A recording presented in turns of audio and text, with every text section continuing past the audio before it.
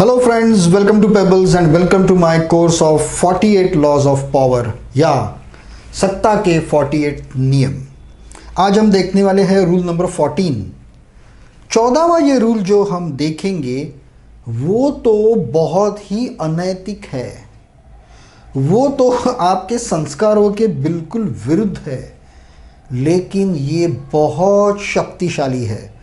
आपको पता है कि आज का जो ये ज़माना है, आज का ये दौर है, उसे द एज ऑफ इंफॉर्मेशन कहा जाता है। इंफॉर्मेशन जिसके हाथ में सबसे ज़्यादा इंफॉर्मेशन है वो ताकतवर होता है।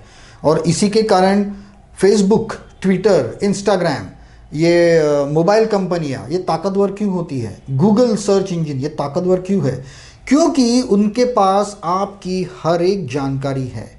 आपका एड्रेस, फ़ोन नंबर, आपकी आदतें, जो कुछ भी है, सारी की सारी जानकारी उनके पास है और वो कभी भी उसे बेच सकते हैं, पैसा कमा सकते हैं, या आपको ब्लैकमेल भी कर सकते हैं, या आपको बर्बाद कर सकते हैं। ऐसी जानकारी उनके पास है, इसलिए वो शक्तिशाली है। पुराने ज़माने में जब भी कोई राजा होते थे, ये आर्ट ऑफ वॉर में लिखा हुआ है, तो वो हमेशा कहते थे कि जैसे हमारे छत्रपति शिवाजी महाराज थे, वो कभी कभी कहते थे कि देवी ने मुझे दृष्टांत दिया, मुझे दर्शन दिए और मुझे ये चीज़ बताई। तो एक्चुअली ऐसा कभी होता नहीं था, क्योंकि ये चाणक्य नीति में लिखा हुआ है कि राजा ने हमेशा ऐसे जताना चाहिए कि उसके ऊपर भगवान का, ईश्वर का वरद हस्त है और वो उसे सब कुछ बताता है। लेकिन असल में ये सारी करतूत जासूसों की होती है। जासूसों के द्वारा ये सारी इन्फॉर्मेशन इकट्ठा की जाती है और जनता को दिखाया जाता है कि कैसे देवताओं ने उन्हें ये चीज़ बताई।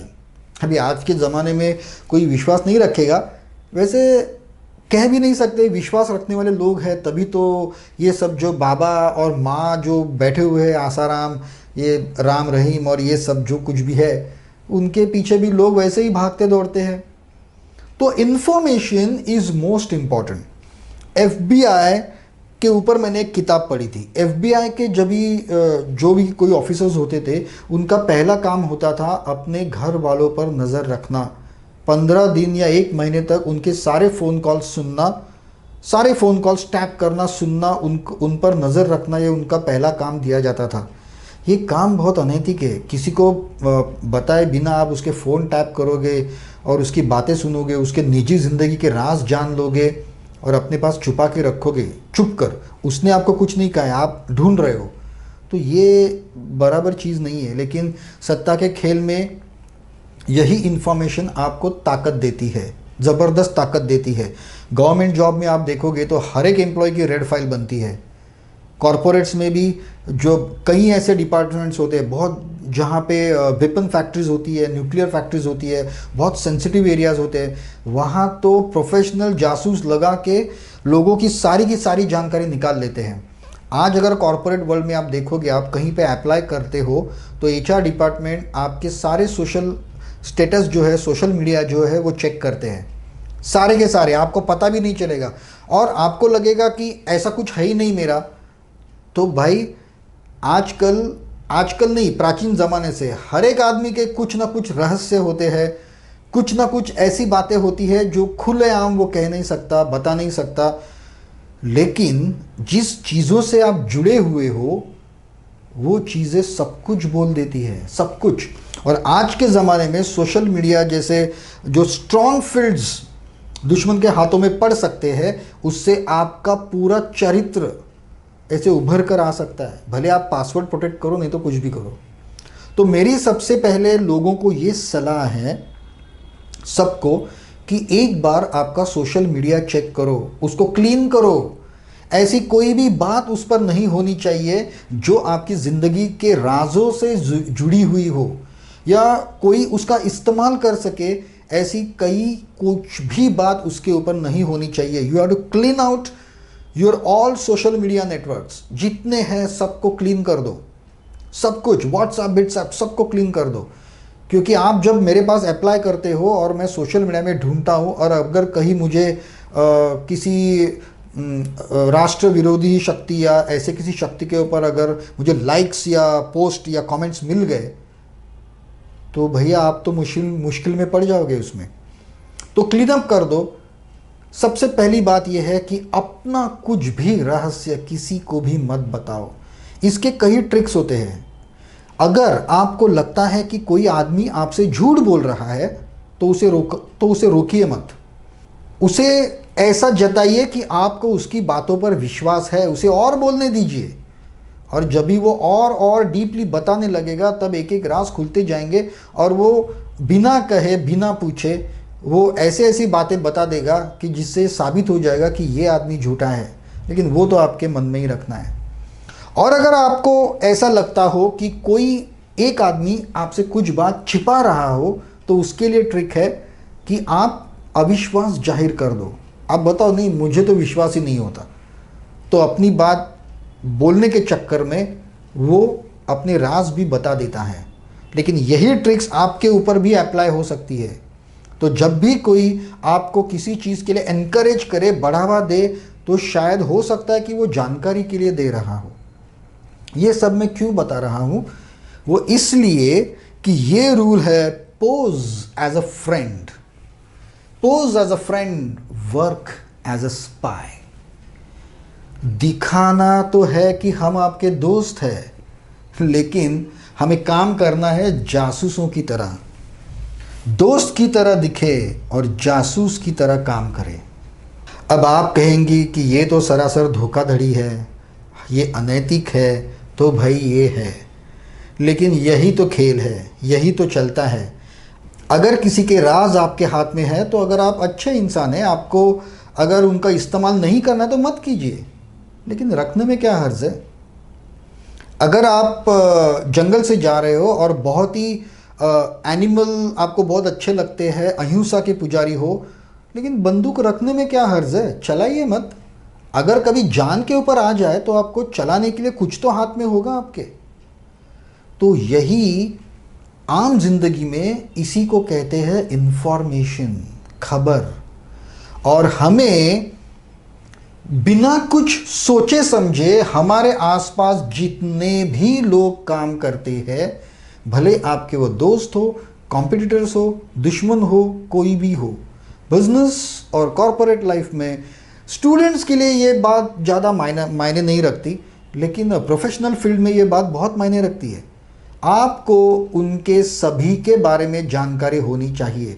और अगर कहीं जानकारी ये बहुत ज़्यादा हो तो उसको नोटिंग करके रखिए, गुप्त जगह पर रखिए कि कभी ना कभी, और कोई भी जानकारी कभी वेस्ट नहीं होती, कभी ना कभी उसका इस्तेमाल तो होता ही है। आपको उसका इस्तेमाल ज़रूर होगा। ये सब चीज़ें आम करके लोग करते हैं, आपको पता नहीं चलता। जनरली औरतें ऐसा बहुत ज़्यादा करती है कि एक का राज दूसरे को बता के, दूसरे का राज तीसरे को बता के, ये सब चीज़ें हमेशा होती है। इसके ऊपर मैंने एक जोक पढ़ा था कि एक लड़का है, से उसका नाम है पप्पू। पप्पू अपने प्रिंसिपल को खत लिखता है कि सर एग्ज़ाम फ़ीस और कॉलेज फ़ीस के जो 2000 रुपये डैडी ने दिए थे वो कल मेरे गर्लफ्रेंड के ऊपर खर्च हो गए। उसको पिज़्ज़ा खिलाने में और पिक्चर दिखाने में वो पैसे खर्च हो गए। अब मेरे पास फ़ीस भरने के लिए बिल्कुल पैसे नहीं है, लेकिन सर आपकी एक चीज़ मेरे पास है, थिएटर में आप और गीता मैडम को पिक्चर देखते हुए मैंने रिकॉर्ड करके रखा है। अब मेरी मजबूरी है कि आप अगर मुझ पर दया नहीं करेंगे तो ये दया की भीख मुझे आपकी पत्नी से मांगनी पड़ेगी। तो कृपया मेरी इस साल की और अगले सारे साल की कॉलेज की फ़ी भरने का प्रबंध कीजिए। अभी ये तो एक जोक था, लेकिन ऐसा लोग करते हैं। ब्लैकमेलिंग जो होता है वो बहुत आम चीज़ है, बहुत ही आम चीज़ है। इसके लिए तो मैं और एक चीज़ आपसे कहूँगा कि जो फीमेल्स है, जो औरतें ये देख रही है, आजकल सेल्फीज़ डालने का एक बहुत बड़ा जुनून लेडीज़, खास करके लेडीज़ के ऊपर सवार होता है। होटल में जाओ, कहीं भी जाओ, मुंह टेढ़ा मेढ़ा करके फ़ोटो निकालो और डाल दो। आपको क्या पता है कि इन फ़ोटो का इस्तेमाल पोर्नो इंडस्ट्री में होता है, आपके फेसबुक के ऊपर। और ये भ्रम में मत रहिए कि आपका फेसबुक अकाउंट सिक्योर्ड है। 2 मिनट में कोई सॉफ्टवेयर एक्सपर्ट जो होता है वो 2 मिनट में लॉक तोड़ सकता है आपका। तो जैसे आप आपकी जानकारी छुपा रहे हो, वैसे ये भी एक जानकारी है जो आपको आगे जाकर मुसीबत में डाल सकती है। अगर आप कहीं बीच पर गए हो, कहीं पे गए हो और मॉडर्न कपड़े पहन के घूम रहे हो और वो फ़ोटो किसी ने मॉर्फ करके ऐसे ही अगर डाल दिए कहीं पोर्नो साइट के ऊपर यहाँ वहाँ, तो it will be very problematic. ये बहुत प्रॉब्लमेटिक हो सकता है। कई बार आज के ज़माने में हमको एसएमएस और व्हाट्सएप के ज़रिए कई बार फेक मैसेजेस आते हैं जिसके ऊपर क्लिक करते ही आपका डेटा ट्रांसफ़र हो जाता है, आपका डेटा ओपन हो जाता है। तो इसके लिए मैं ये इसलिए बता रहा हूँ कि जोश में आके कभी कभी हम प्राइवेट वीडियोस शूट कर लेते हैं अपने आनंद के लिए, लेकिन ये वीडियो पलक झपकते दूसरे सर्वर पे पहुँच सकते हैं। और अगर आपके व्हाट्सएप पे है तो वो ऑलरेडी किसी ना किसी सर्वर पे ज़रूर है, ये भी आप ध्यान में रखिए। तो जैसे मैं कह रहा हूँ कि दूसरों की जानकारी, दूसरों की इन्फॉर्मेशन, उनकी जो गुप्त बातें हैं उसे हासिल कर लो, उसे जमा कर लो आपके पास, लेकिन उसी के साथ आपके लाइफ से जुड़ी हुई जो भी बातें हैं उसे पूरी तरह से गुप्त रखो और पूरी तरह से ध्यान रखो कि कोई आपसे जानकारी निकाल ना पाए, आपके बारे में जानकारी निकाल ना पाए और उसका गलत इस्तेमाल ना कर पाए। यही है महत्व इस रूल नंबर 14 का। ये कहता है कि gather information at social events when people guards are down. देखिए, हम हमारे प्रोफेशनल लाइफ में बहुत स्ट्रिक्ट और बहुत अलर्ट और जागरूक हो सकते हैं, लेकिन कहीं ऑफिस की पार्टी हो, गेट टुगेदर हो, ऐसे ही हम कहीं घूमने जा रहे हो, सोशल फंक्शंस हो, तो वहाँ पे हम थोड़े से रिलैक्स होते हैं। मतलब प्रोफेशनल फील्ड के टेंशन से दूर हम रिलैक्स हो जाते हैं। और जब हम रिलैक्स हो जाते हैं तब बोलते बोलते हम बहुत कुछ बोल सकते हैं, और यही समय होता है कि जब लोगों की इन्फॉर्मेशन निकाली जाती है। यही समय होता है आप किसी दूसरे की इन्फॉर्मेशन निकालेंगे और अपने बारे में अलर्ट रहेंगे कि अभी हम बहुत कैजुअल मूड में है, फ्रिकआउट मूड में है, कूल मूड में है, तो कहीं ना कहीं हम अपनी निजी इन्फॉर्मेशन और रहस्य किसी और को बता ना दें। ये दोनों खबरदारी हमें लेनी है। लोगों की जानकारी निकालनी है और अपनी जानकारी छुपानी है। Use other people to give you the information you need.